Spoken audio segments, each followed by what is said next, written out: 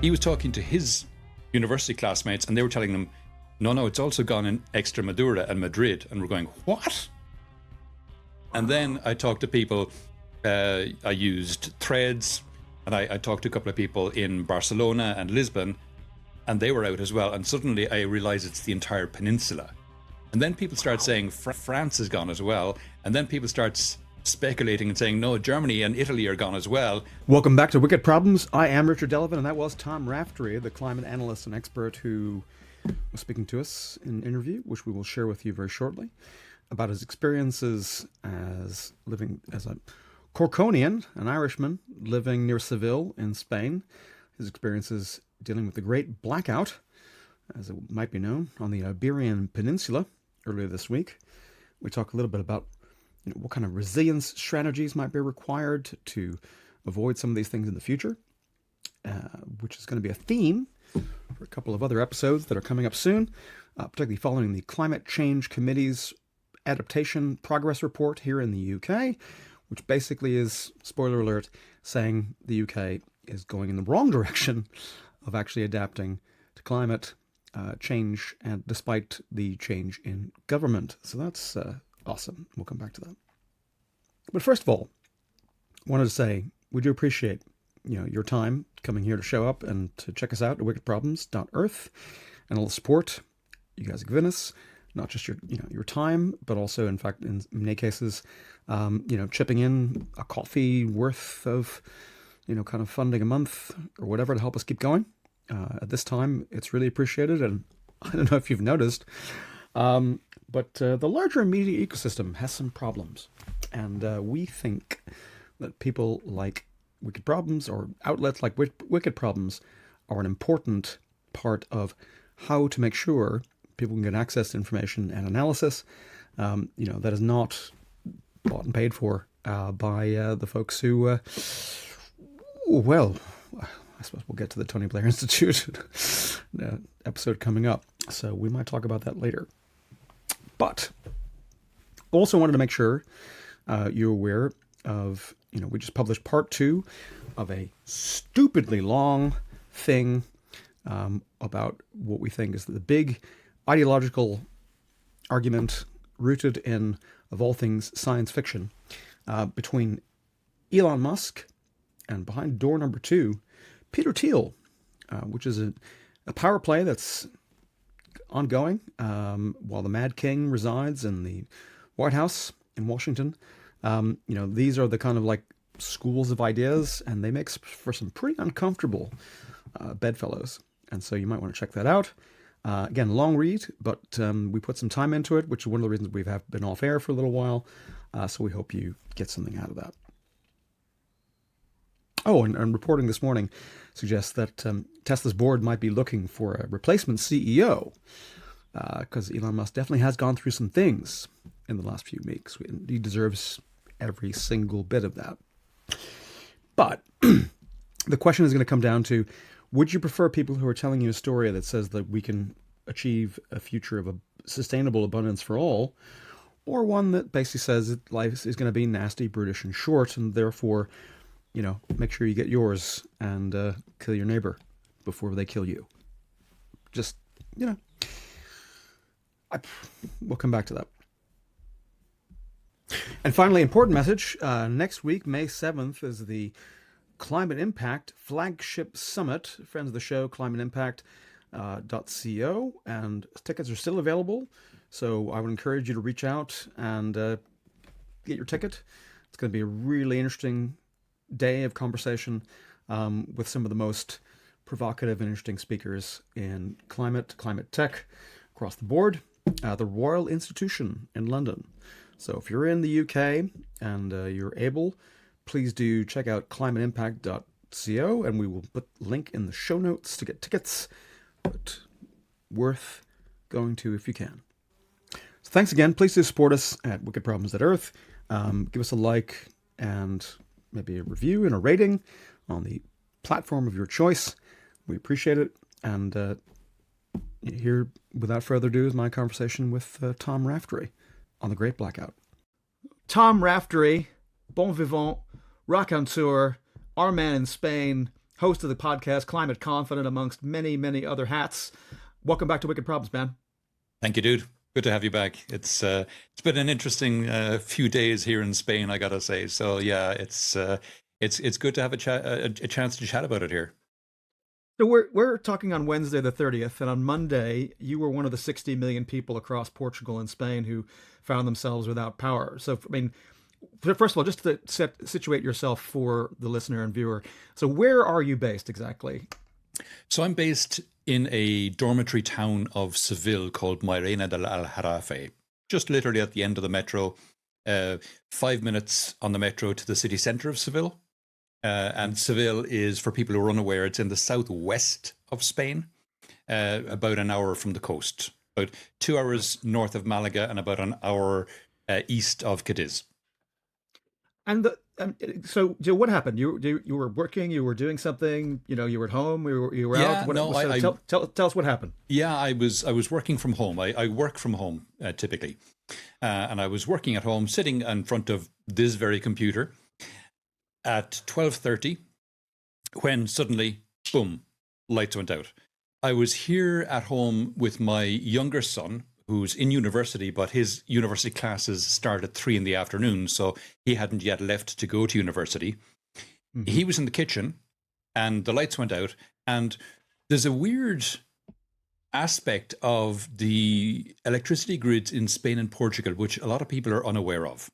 And that is that when you contract electricity here from your utility company, you say how much power you want delivered to your house. So you tell them the maximum. You say, okay, for this contract, I want to have a maximum of, let's say, 6 kilowatts. And that way you get your electricity. And if you reach 6 kilowatts and you breach that, then the main breaker in your circuit board trips out. Okay. And then you have to go and you have to reset the circuit board, and you find out, okay, I went over. And if that happens a few times, you then go back to the electricity company and say, look, bump it up to 7 or whatever it is. So that's to make basically control over bills, essentially. Exactly. Is that what that's for? Right. Exactly. And it's also control over the network, because it's then more predictable. The demand is more predictable when every single household, the maximum they're going to ever demand. Right. So because of that, if the electricity goes off, which it rarely does, but if the electricity goes off, your immediate assumption is, I went over the contracted 6 kilowatts. So I'll go to the circuit breaker, flip up that fuse, and we'll be back online again. So went out to the fuse box, checked it. We've 2 fuse boxes. So went to the first one, which is in the house, nothing. So I went, oh, okay, that's weird. I'll try the one outside. We've one outside, for the inverter, for the solar power. We have solar panels on the roof. Sometimes it goes off there. So I went out and checked that one, nothing either. And I went, okay, that's weird, because I've never had a power cut here which wasn't related to that. And I've been here since 2008. So I went out onto the street and I saw one of my neighbors down the road checking her fuse box. And she looked up at me and said, is your power gone as well? And I said, yes. Right. And then went, must be a street issue. So we figured, someone's doing a bit of work, up the road. They've taken out the power, or the power company have done something to take us off, whatever. And then my phone rings, and it's my wife, and she works in a school 2.5 kilometers away, and she's telling me that their school has gone off as well. And I'm thinking, okay, now this is a bigger issue than just our street. Mm-hmm. Still no idea though that it's countrywide. And while she's talking to me, she's also talking to the people around her, and they're saying, we think it's all of Andalusia. I'm thinking, oh my God, it couldn't be as big as all of Andalusia. And then my son, who's beside me, is talking to his classmates in university, because while we've lost electricity, we still have mobile service, which was lucky, because a lot of people didn't. We still had mobile service. Right. He was talking to his university classmates, and they were telling them, no, it's also gone in Extremadura and Madrid. And we're going, what? And then I talked to people.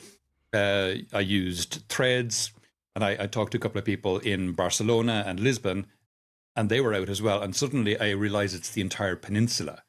And then people start saying France is gone as well. And then people start speculating and saying, no, Germany and Italy are gone as well. And thinking, hang on a second.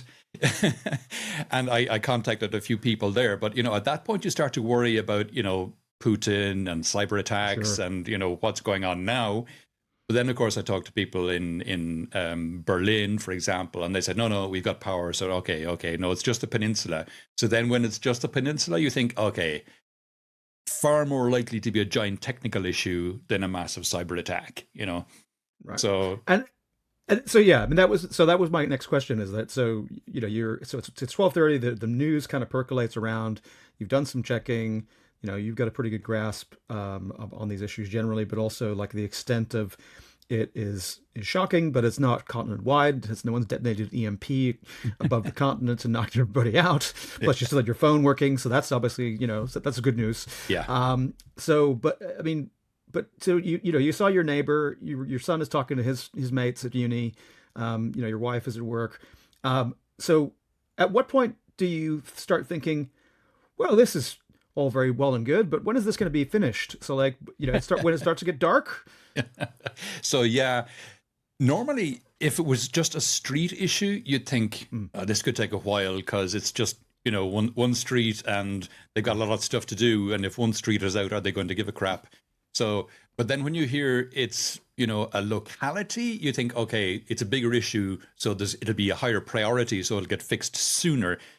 But then you hear it's the entire peninsula, and you think this could take a while. Because while it's a really big issue, it's gone beyond its high priority to it is the priority, and something that large. I mean,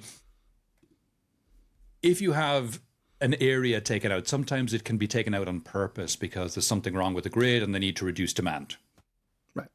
I mean, I've never had that happen. Like I said, I've never had a power cut here in Spain since 2008, except the circuit breaker issue I mentioned at the start.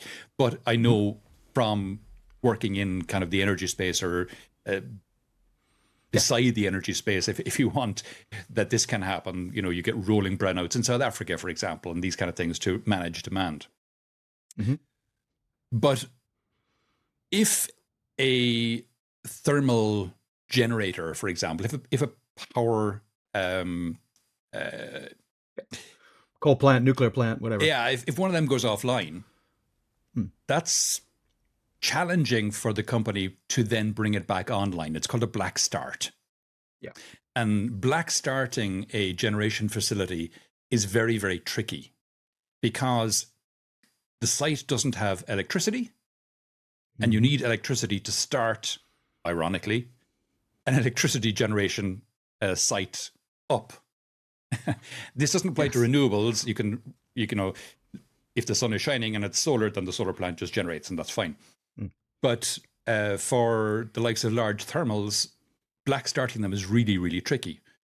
Right. Now, if you got to black start an entire nation's grid, there's rarely a script for that, because it's not something that happens. You don't have a country go offline very often. We saw it in South Australia about 8 or 10 years ago. We saw it in Texas about 5 years ago, whatever it is, or less, 3 or 4 years ago, and Spain and Portugal 2 days ago. Right. It's a very, very rare event. And knowing that and knowing how challenging it is to bring that back up again, I wasn't sure how long it was going to take. But then in the early afternoon, the Red Electrica, the grid company, did say 6 to 10 hours. Oh. And so when we heard that, it was like, okay, we're not talking days. That's good. So knowing that, then, I think people started to relax a bit, because then it was, okay, it'll be back. It'll take 6 or 10 hours. In the meantime, we're not going to lose the food in the fridge or the freezer. Can't do work. So, I mean, there's loads of videos now on TikTok and on YouTube and on probably a lot of the news sites as well of people partying, going out in the streets. And I mean, it's end of April. Weather is good now in most of Spain. So it's nice and sunny. So, yeah. Any excuse. Yeah, exactly. So, and we couldn't work. I did have cellular service, but it was, 1, sometimes 2 bars on 4G, which isn't good enough to work with, really. And it was intermittent, so couldn't work. So everyone's forced to have a bit of a holiday. I know, it was terrible. Fiesta. but then, of course, as the night draws on, first of all, I mean, did you, with your panels on your roof? I mean, some systems, obviously, you can be an island and you can just kind of run, I don't know if you've got a power wall or, but sorry, we don't use Tesla products anymore, but some kind of battery backup for storage. So like, what's your setup? Like, did you have battery backup? Were you able to like just keep your own lights on, keep the fridge running? Yeah, no, yes and no. So we do have solar. We don't have a battery storage facility for the solar. And even if we did, the majority of those kind of solutions here in Spain don't operate when there's an outage.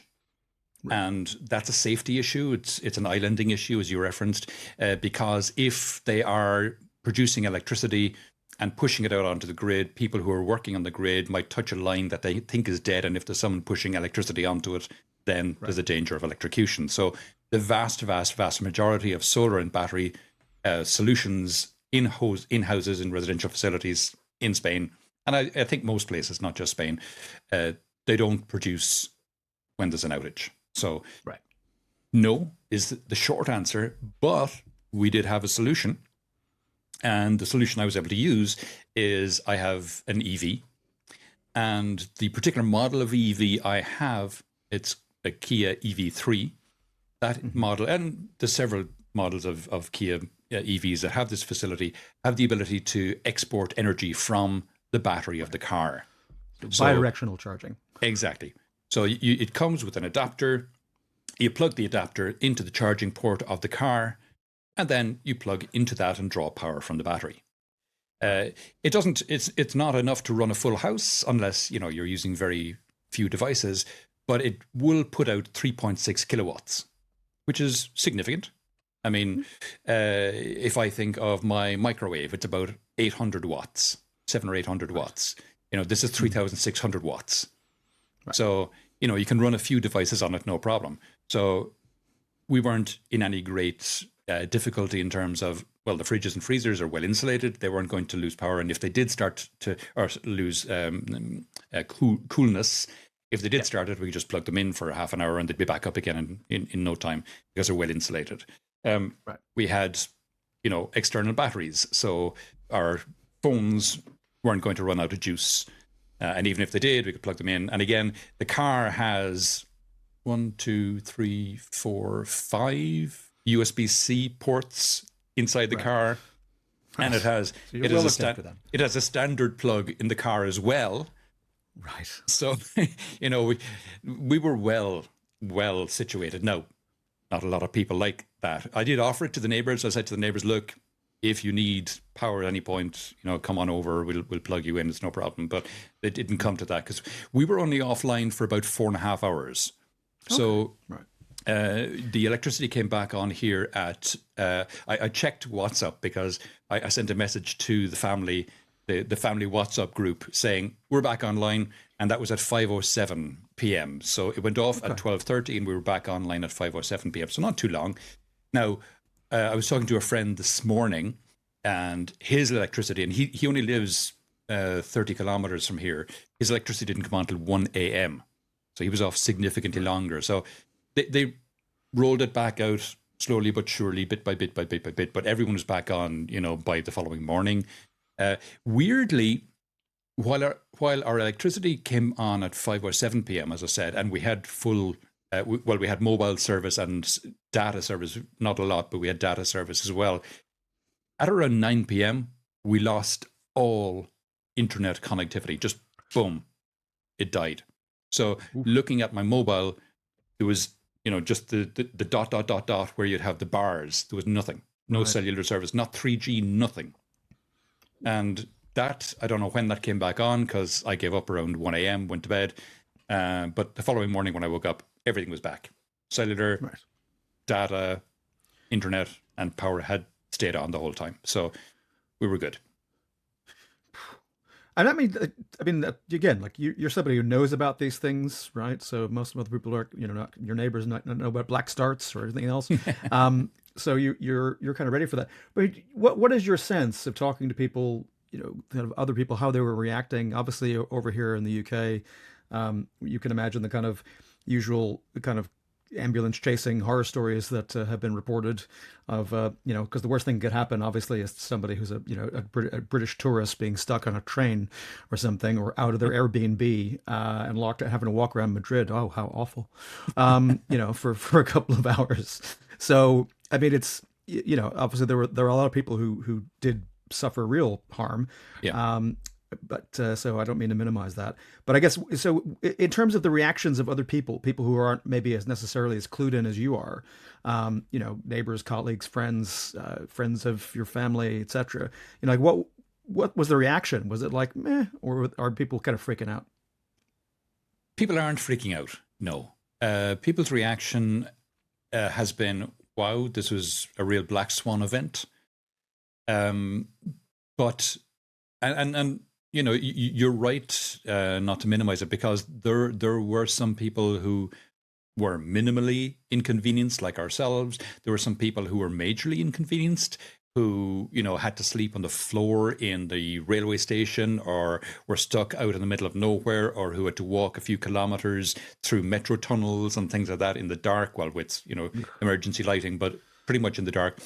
And there were a few unfortunate incidents as well, where a couple of people died. There was a family of 3 in Oriense, for example, who died from carbon monoxide poisoning from their generator. And there was a woman in Madrid who died from a fire from candles.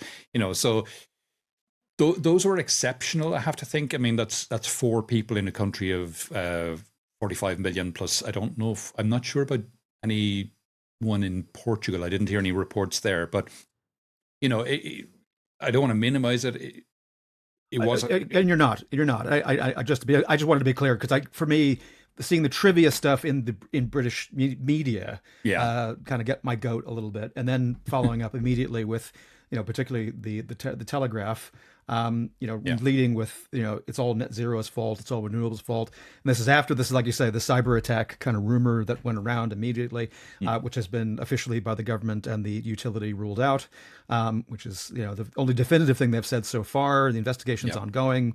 I'm not going to speculate too much, but I think the one thing that we can say pretty clearly is that when people are ready with their explanation that suits their political agenda, they're right in there. And that Telegraph piece, got echoed in all sorts of places. And then I see today, I haven't bought a physical paper in years, by the way. And then I had to buy the Telegraph today because Tony Blair has decided that it's net zero's fault is for everything now. So that's all good. God. Very fun. So, but anyway, the point being that no one was really, other than the tragedies that do happen when there are power outages, and they happen, more frequently in other parts of the world than a country like Spain. But it's something that I suppose people, one of the other parts of the investigation I saw so far was that people have looked at, well, was there kind of an extreme weather event that caused a trip or something, or massive kind of difference between weather over here and weather over there? That seems to have been ruled out. So who knows is still the answer. But one thing that the very sober Euronews dry kind of refutation of the Telegraph story of like, well, not really gonna be that way. And, in fact, the only things that were still, when power was still being generated, it was entirely from renewables, because like you say, everyone else was tripped and had to go offline for safety. And takes hours and hours and hours to restart. So, but all the other stuff was still working, hydro and wind and solar. But it is, the debate, I suppose, will roll on. I guess I'd like to have you. I want to get a couple of other things to touch on, if we could.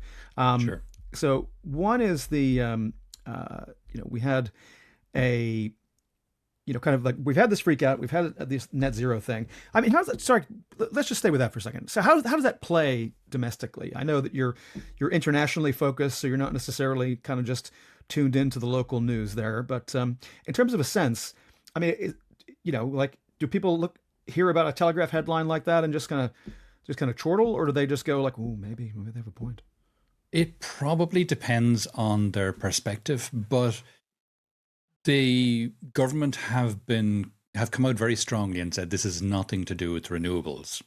I mean, Sanchez, the Prime Minister, I should say President, Sanchez, the President, has said explicitly This has nothing to do with renewables.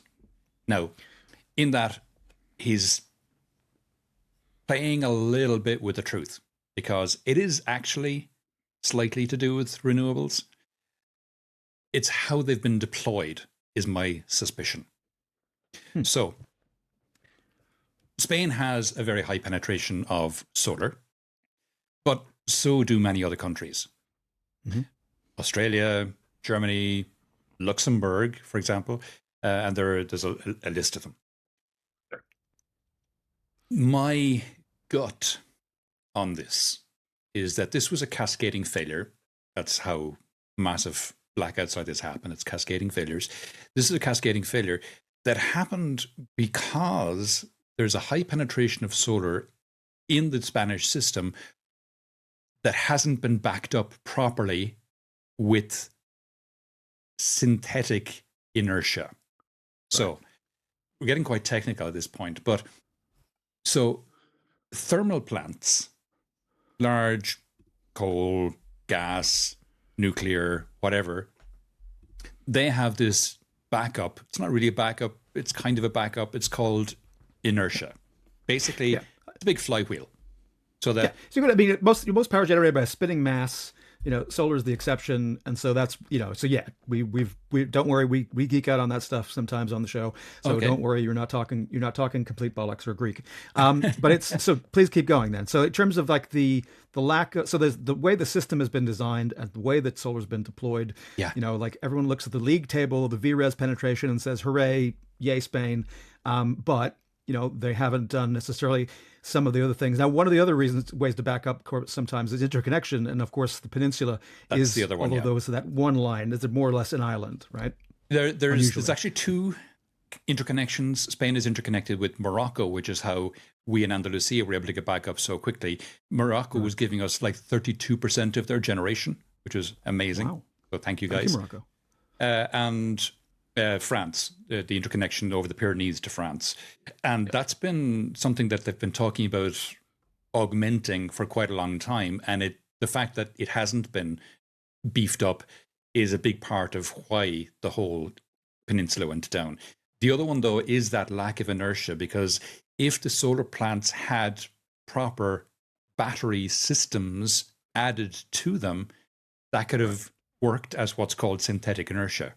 So it's firming batteries behind the solar. And that's, Australia as they had their big situation in South Australia, so they're aware of it. So when they rolled out their solar, most of their solar plants have large battery backup with them. Right. That hasn't happened here. I suspect it will from now on, and it's probably a lesson most countries should take. The cost of batteries has fallen so low at this point, as has solar, that why wouldn't you roll it out, given what, as we've seen, can happen?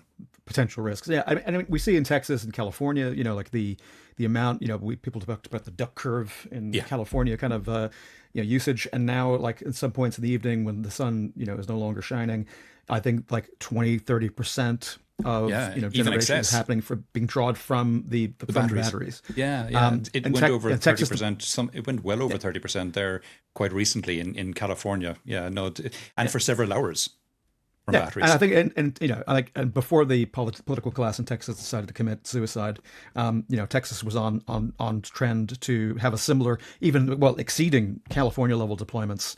The solar and battery deployments were actually happening in an interesting trajectory. That will presumably avoid, some of those risks going forward before they decided to cut their own throats. But that's their problem. Anyway, let's not talk about America. We're not talking about America today. That's I got a minute for that. Good. Okay. Well, look, so in terms of going forward, then that's interesting in terms of sit at the table for where you imagine the discussion will go. I know there's a European Commission investigation level because, again, there's been a lot of talk about having a bigger proper European power market with only one interconnect. Kind of, that doesn't really work in terms of having all that solar potential in Spain, and have it been and Portugal can take a stand in this as well, because Portugal is connected to Spain, but they should have a subsea connection as well to probably France. It would make sense, and that way you've got belt and braces. Yeah. Or indeed Morocco. I guess the X-Links guys could always just have a little bit of a spur on their way up. Yeah. So Yeah, you never know. true. Well, Tom, I mean, so what else you got going on? So like you're a busy guy. Again, you've got. I love the hat. It's the black hat today. That's. It's navy. Thought, it's the lighting. It's navy. Yeah. Okay.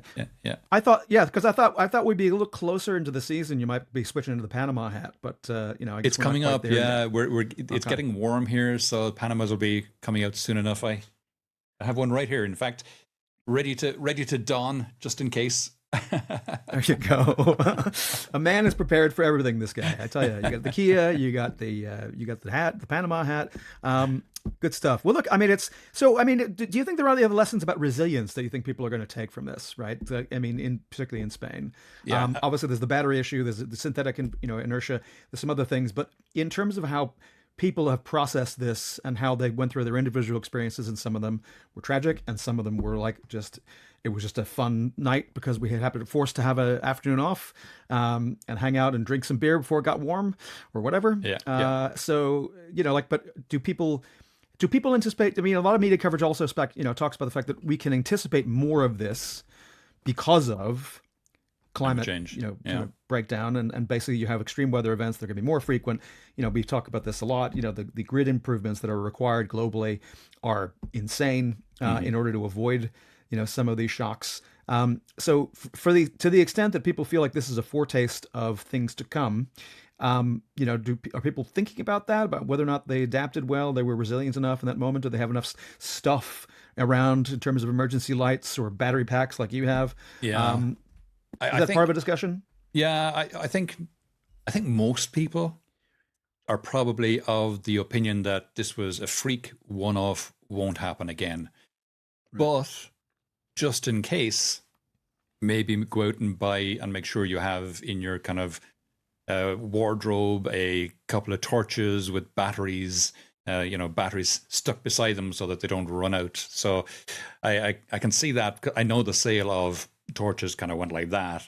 Right. And as well, people were buying water, for example, just in case, so because water pumps are run by electricity. Yeah, no, once you lose everything, I mean, it's, but look, I mean, so actually, it wasn't because of that. Actually, it was just because of the fact that the planet is doing the things it is doing. So I'm going to do the thing you should never do on the show. So we're going to do a little walk and talk here.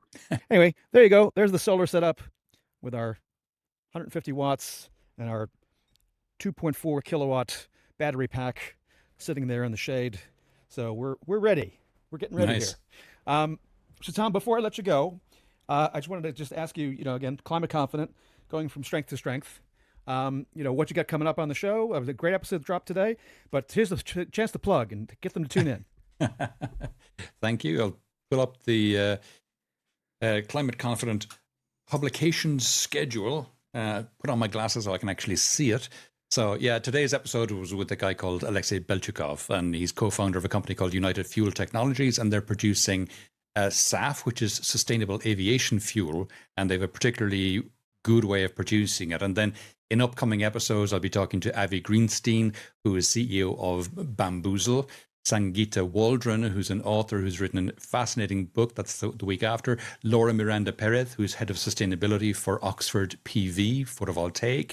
Lisette Luik, who's co-founder and CEO of Arbonics, and we'll be talking there about afforestation. So a whole bunch of episodes. I have 12 episodes recorded to be published, so that's 12 weeks backed up, waiting to be published. Well, Tom, thank you so much for coming on. Again, I've got a slight issue in terms of I'm not getting your audio, but again, I think that's just my mess up of trying to do the walk and talk. So there you go. That's a lesson we learned from me.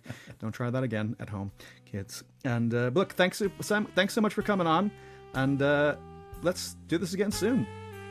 Fantastic. Thank you, Richard, and thanks everyone for your interest. Much appreciated. All right. Well, look after yourself.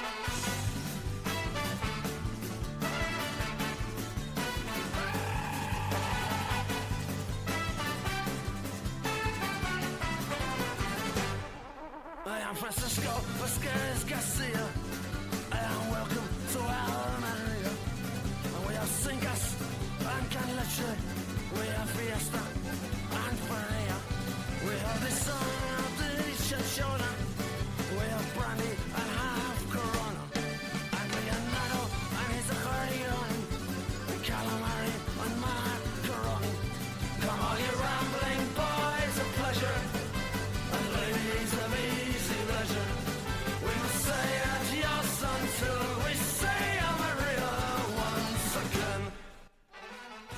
Thanks for listening to Wicked Problems, made possible through the generosity of people like you.